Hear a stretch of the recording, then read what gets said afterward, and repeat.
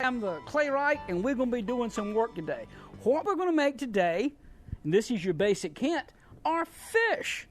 These are the easiest of all the projects that I will be doing with you in this series of shows. This is so easy, short white men can do it. That's as easy as anything gets. Now, I'm going to try to make a fish and show you how to paint one in this very limited time, so I'm going to be getting right on it. Okay, first step, to build something, you have to have materials. The materials that we're going to use is my favorite clay, white earthenware clay. I'm going to take this wire and cut through the clay, okay? Now, this makes people angry, so you got to watch quick. This is so easy, it is embarrassing, all right?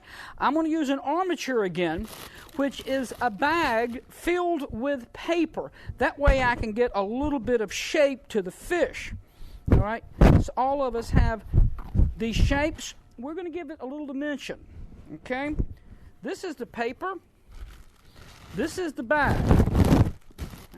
This is what artists call an armature. This is an internal skeleton, okay? Now, I'm going to take the clay and I'm going to cut it roughly the thickness of a slice of white bread. It's thick bread at my house. I'm going to get that thickness a little bit better. Now, this is basically a square shape because I started out with a square shape. All right? See my thickness? See, doesn't look like a fish, does it? Okay, let's see what I can do. All right? If this were his nose, right there, then I'm going to squeeze right here, like I'm going to shake hands with it. Howdy do. Howdy do, Mr. Fish. Okay, shook hands with it. Now I'm going to press down on the tail so that it's flat. All right? This is my armature. I put it right in the middle, and I shape him around the armature. If you have good graphic recognition skills, you see this guy coming already, okay? Now, I want to be able to hang this fish on the wall later, so I have to put a little groove here on the back where my thumb is catching so it'll hang. So that's what I'm going to do right now. I'm going to put a little groove on the back, and I'll bring this out. Now it's a groovy fish, okay? Now it can hang. And here I go. Now I'm going to go kind of fast this time because I want to paint one of these bad boys, all right? See this rare exotic tool here, this old magic marker? It's got striation marks. So what I'm going to do is I'm going to fan right down the tail here. Oh, that's working out great. Oh, yeah, I'm kicking. There's the grooves for the tail. All righty? Now,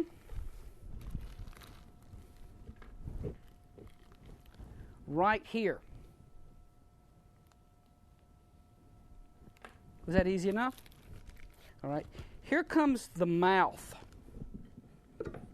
Right here. Is that cool or what? Okay. Now, are we ready? With our thumb. There's the eye.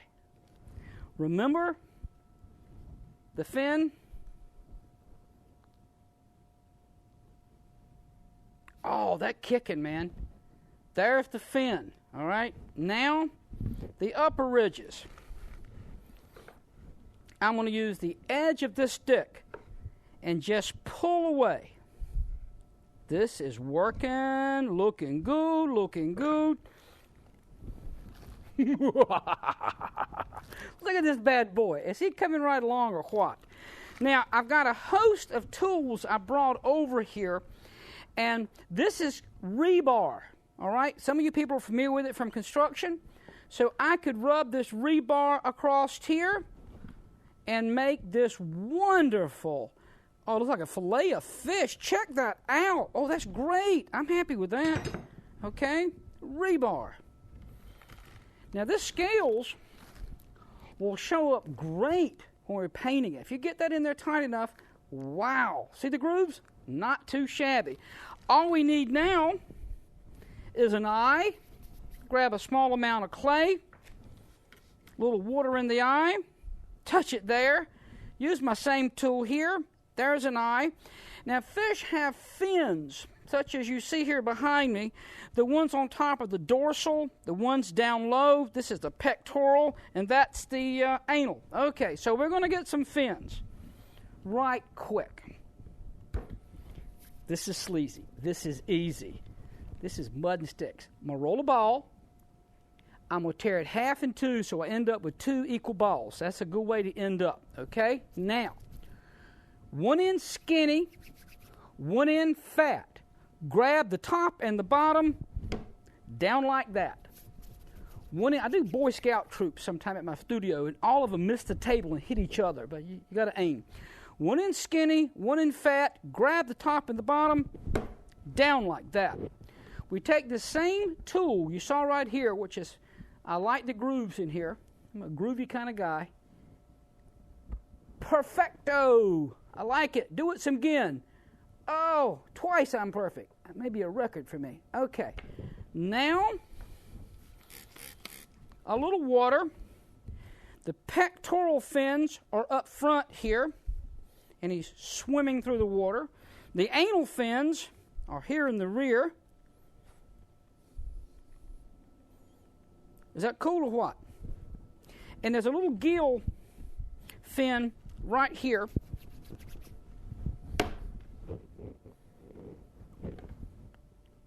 And I'm not paying attention to my watch here, but that's going very, very fast, okay? Now I'm going to give it a little fat cheek, because fat cheeks are very sexy. My wife told me that. Okay, now, little there. Put the little cheek right here. Now, I don't know if this is a southern fish or not, so I'd have to give it some attitude. Okay. You know what a baby fish is called? For real? It's called a fry. A group of fish, of course, are called a school. All right. Most of my work has attitude, and I don't know why. So here's our trick. We roll a coil, throw it down so it's flat, and I'm going to wrap it around that lower lip. And that is what we call major attitude. Got that lip out?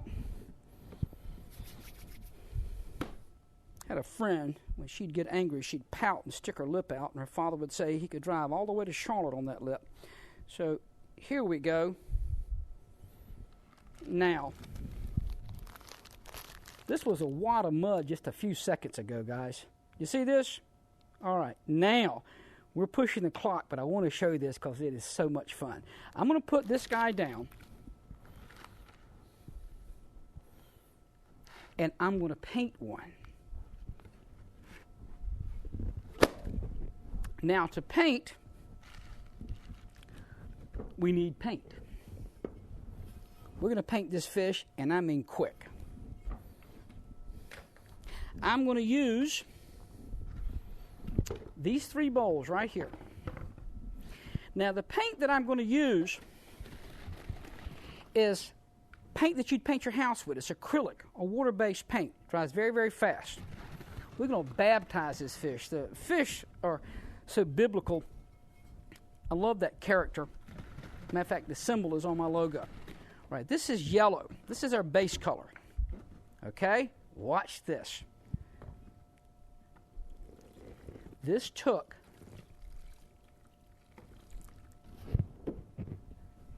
just 3 seconds. Now, what I want to do is I want to be sure that I wipe some of this color off so the second color will be able to grab. Now, the more that I wipe off, the stronger the second color is going to be. All right? See this guy yellow? Now, what colors shall I make? As fish come every possible color.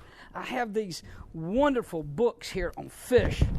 Look at these colors. There's nothing that I can think of that God didn't think of first. We got stripes.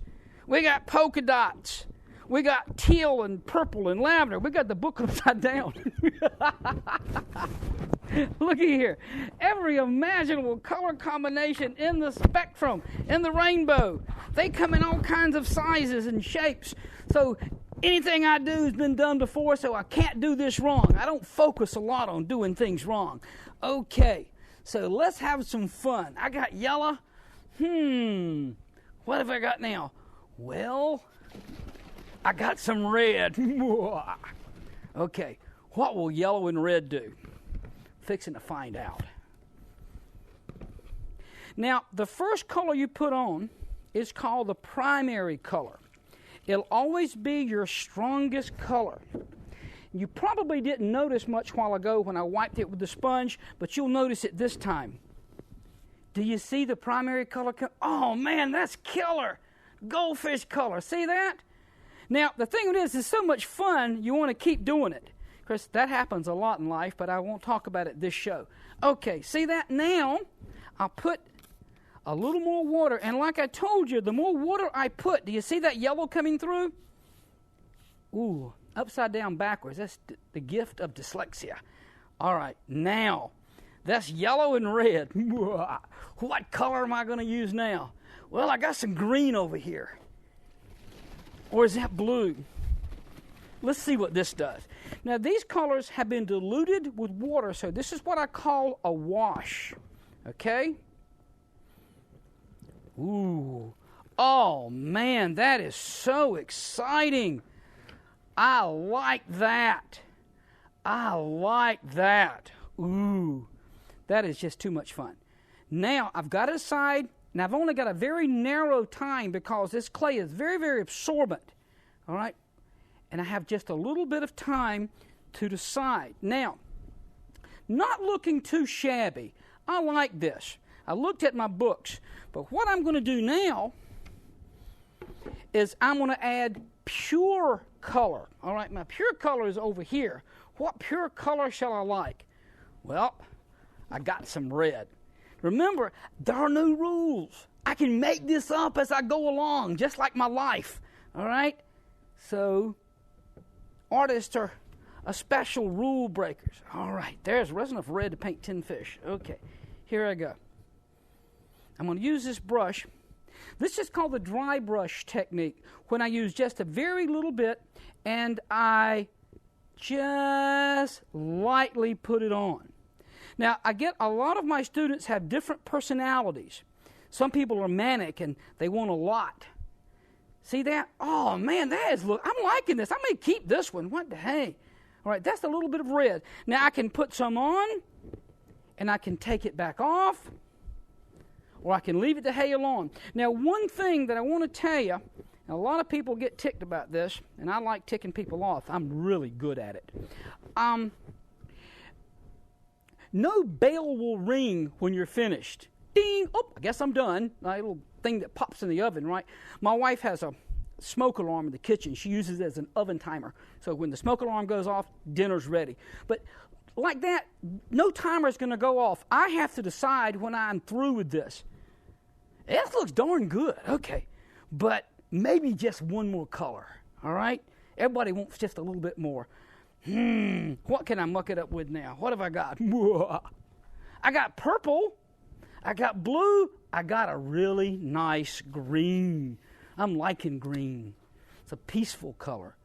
Ooh, good green. I get another brush. I'm going to highlight. Less is more. George Orwell said that. Okay, less is more.